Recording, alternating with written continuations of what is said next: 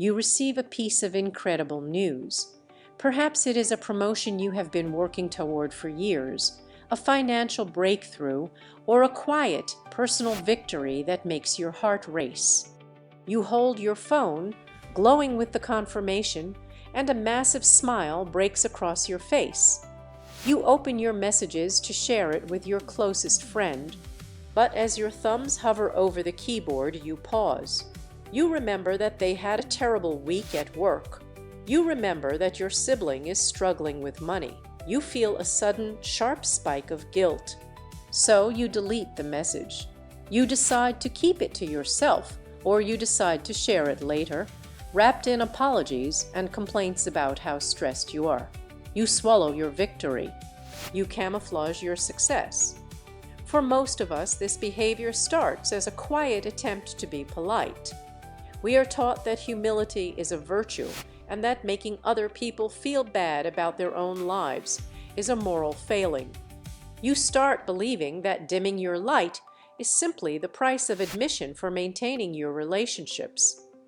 But what if this sensation is not just an objective reflection of empathy? What if the feeling of needing to hide your success is actually a deeply ingrained psychological habit, a specific way of processing the world that you have unknowingly practiced for years? Personality changes rarely happen overnight in dramatic cinematic moments. They happen so gradually that people almost never notice them taking place. They begin as ordinary behaviors, which turn into daily repetitions, which create subtle psychological effects, which slowly calcify into the traits we eventually call our personality. The question we have to ask is not simply why you feel the need to hide, but rather, what if some parts of your personality are not simply who you are, but what you have practiced for a very long time? Think of the mind like a path through a forest. Walking through the forest once doesn't create much of a path, but walk in the same direction every day, and the grass slowly bends. The soil compacts. Eventually, the path becomes easier to follow than the untouched woods around it. The brain can work in a similar way. What we repeatedly practice can become easier to repeat.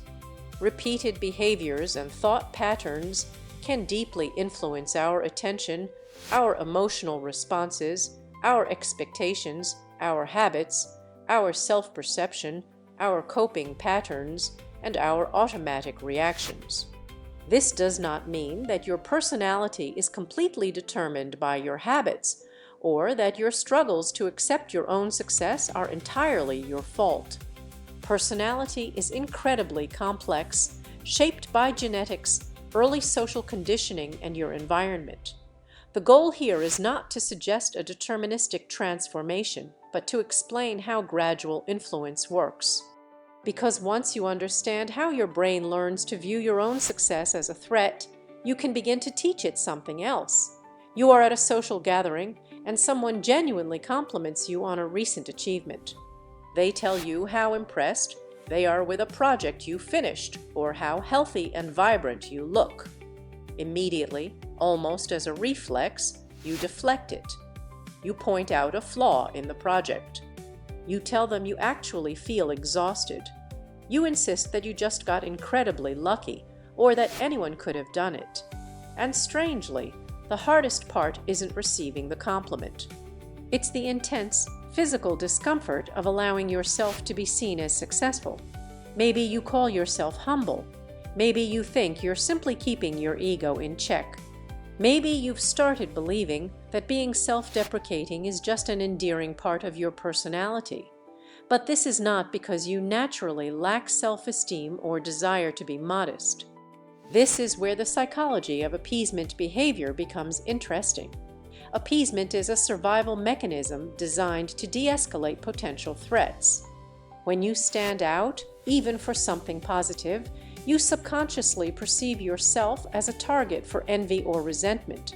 Deflecting a compliment and diminishing your achievement can create immediate relief from that social tension. And that relief can teach the brain something. The brain begins to associate self-deprecation with safety. The problem is that what gives you relief from social anxiety today can make the act of owning your competence feel even harder tomorrow.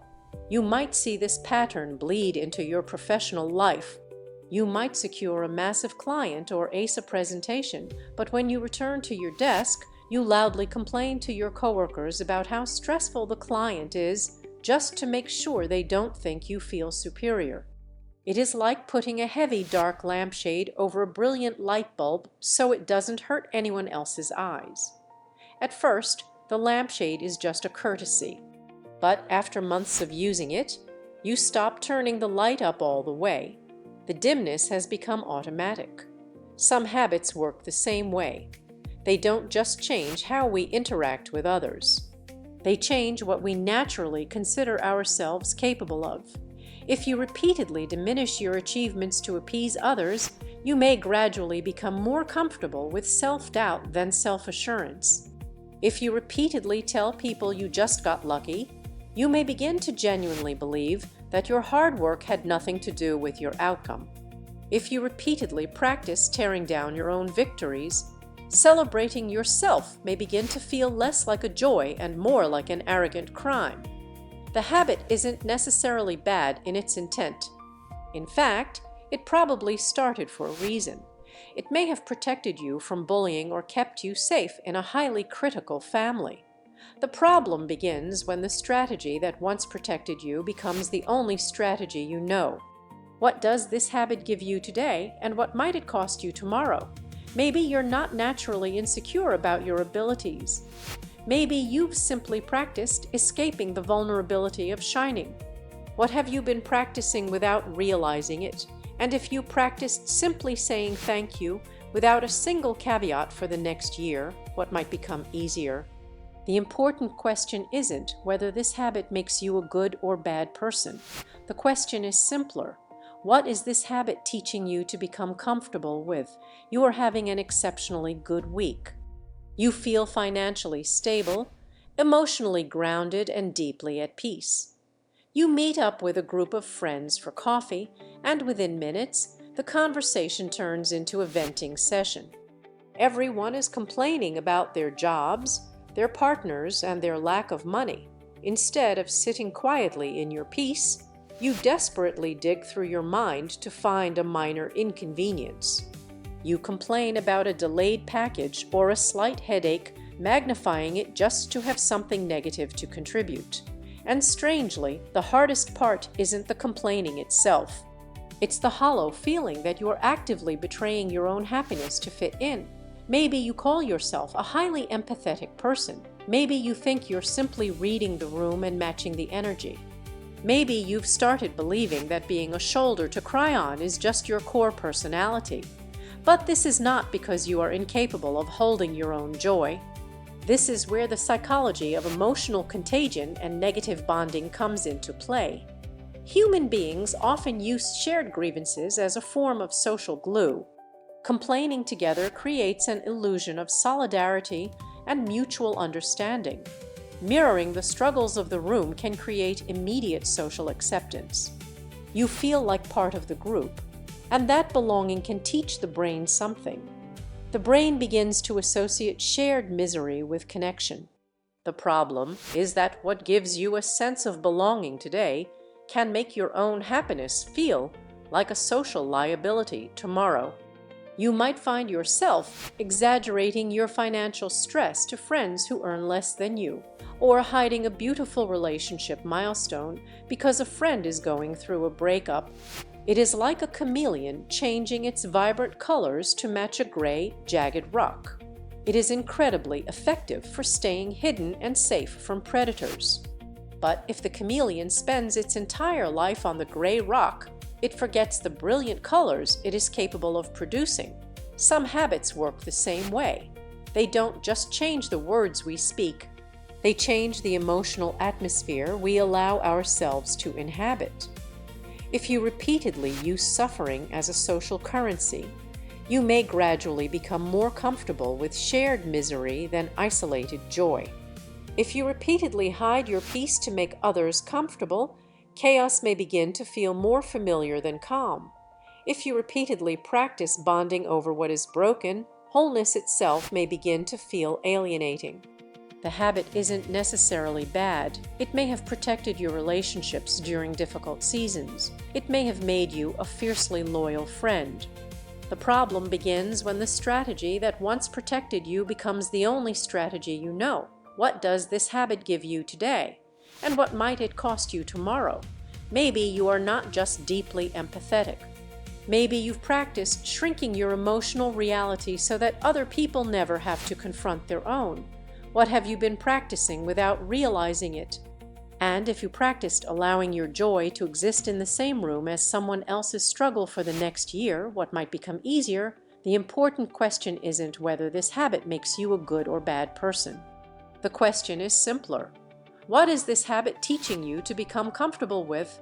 Notice what is happening here. None of these behaviors look powerful. They look like politeness. They look like humility. They look like being a good friend. That's precisely why they are powerful. The things that shape us are not always dramatic. Sometimes they are the things we repeat so often, disguised as virtues, that we stop noticing them entirely. You are asked about your future plans. You have a massive, burning ambition in your heart, a desire to write a book, start a company, or completely reinvent your life. But when you look at the person asking, you edit the dream. You give them a watered-down, highly realistic miniature version of your goal. You say you are just tinkering with a hobby or trying to save a little extra cash. And strangely, the hardest part isn't lying to them. It's the sinking realization that every time you say the smaller version out loud, the big version feels a little more impossible. Maybe you call yourself a pragmatist. Maybe you think you're simply managing expectations or protecting yourself from the embarrassment of potential failure. Maybe you've started believing that being overly realistic is just your personality. But this is not because you lack vision. This is where the psychology of preemptive rejection avoidance becomes relevant. When you share a massive ambition, you invite judgment, skepticism, and the possibility of public failure. Presenting a shrunken, digestible version of your dream can create immediate protection from that scrutiny. And that protection can teach the brain something. The brain begins to associate playing small with emotional safety. The problem is that what protects your ego from outside judgment today can make your own internal drive feel foolish tomorrow. You might spend months researching a bold career move, only to tell your family you're just looking for a slight change of pace. You keep your true trajectory a secret. It is like keeping a wild, powerful bird inside a tiny decorative cage just so it doesn't intimidate the neighborhood pigeons. At first, the cage is just a temporary measure. But after years of confinement, the bird's wings atrophy. It forgets the sky. Some habits work the same way. They don't just change what we reveal to the world.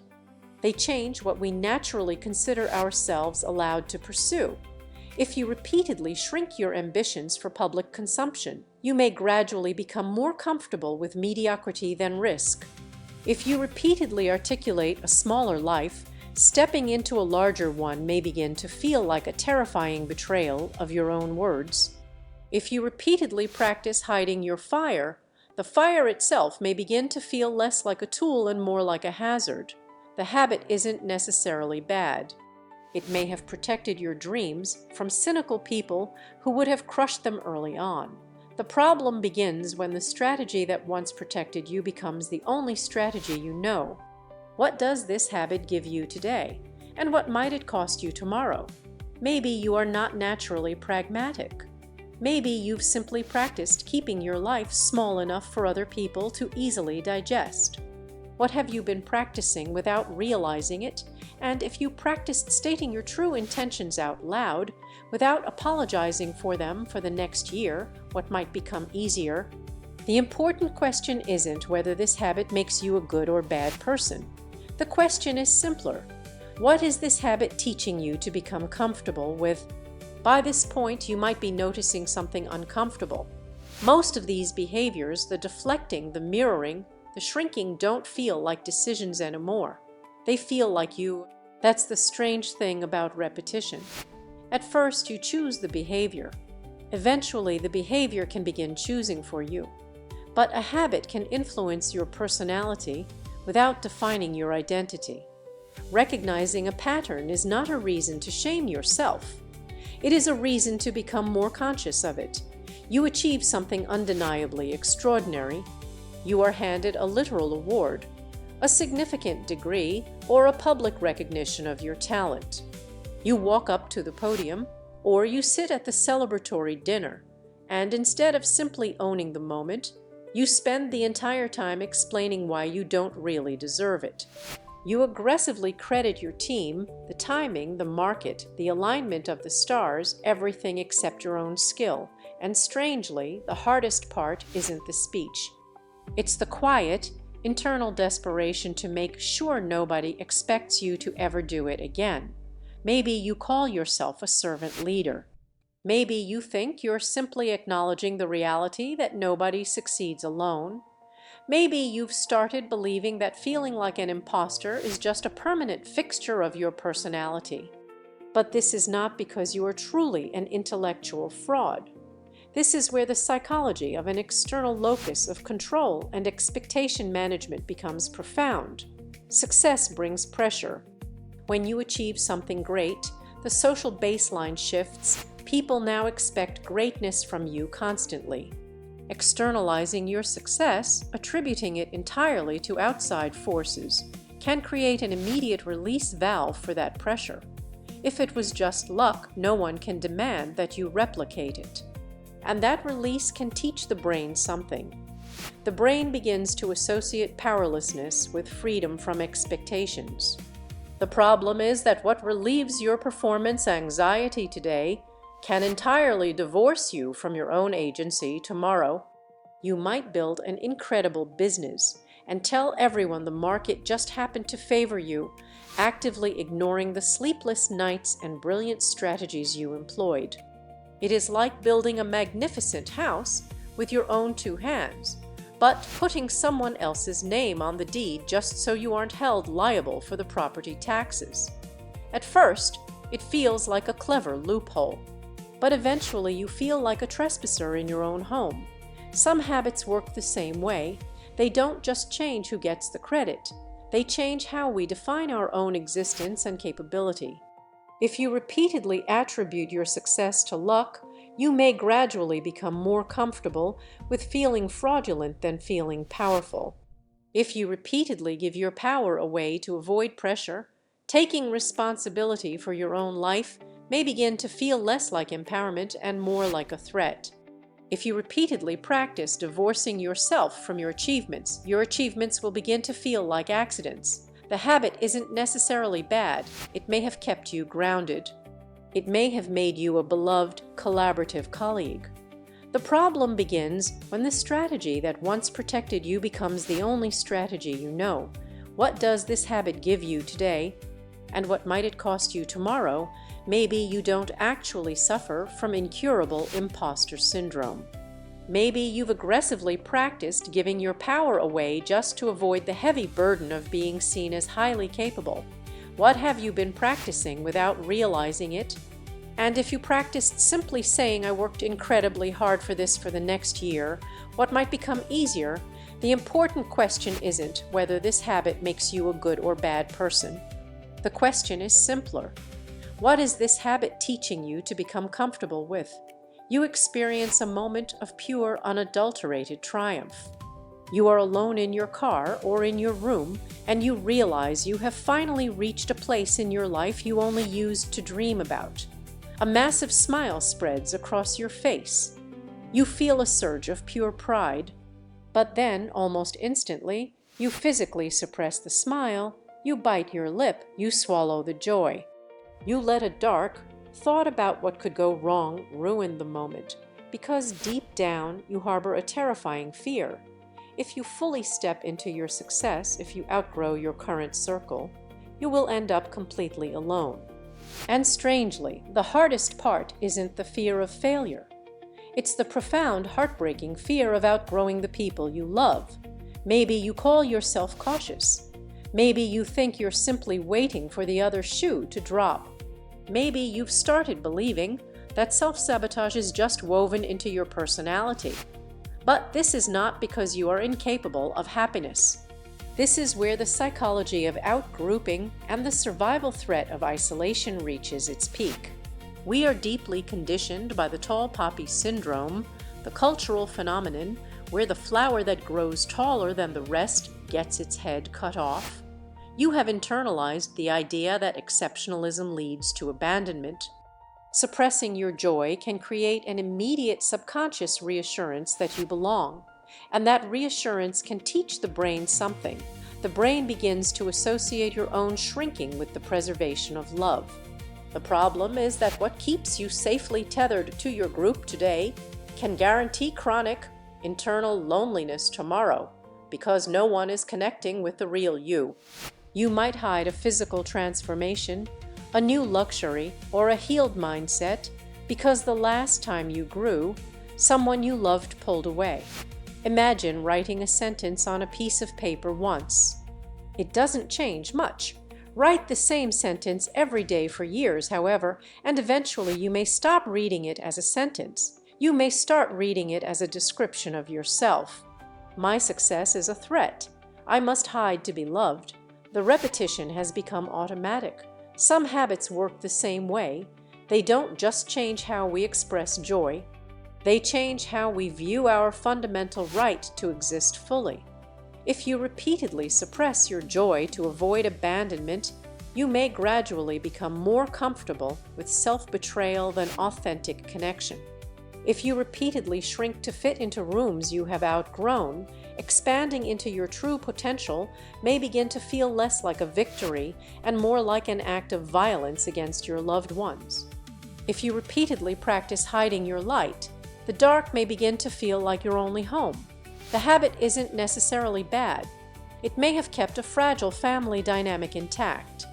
It may have protected you from painful rejections in the past. The problem begins when the strategy that once protected you becomes the only strategy you know. What does this habit give you today? And what might it cost you tomorrow? Maybe you aren't naturally secretive or self-sabotaging.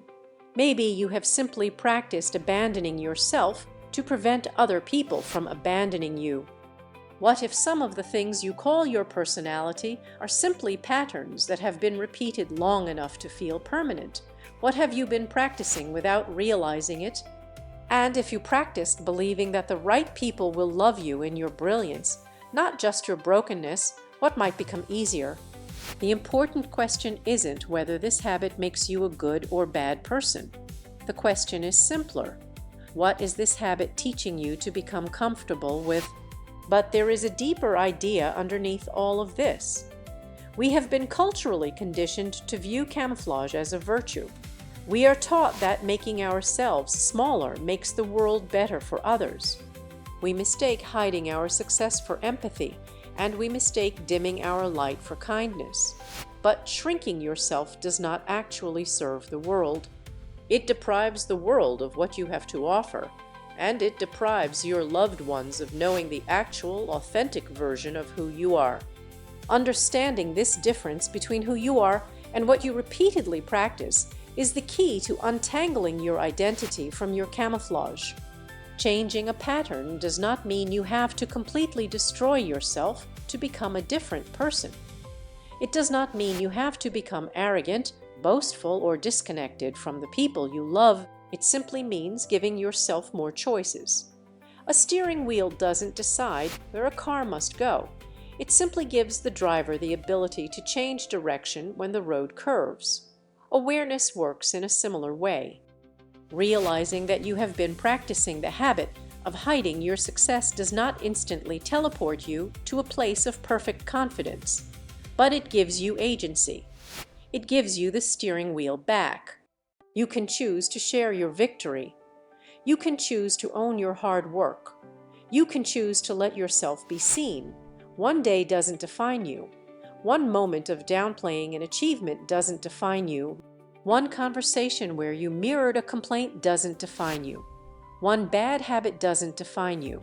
but what you repeatedly return to deserves your attention.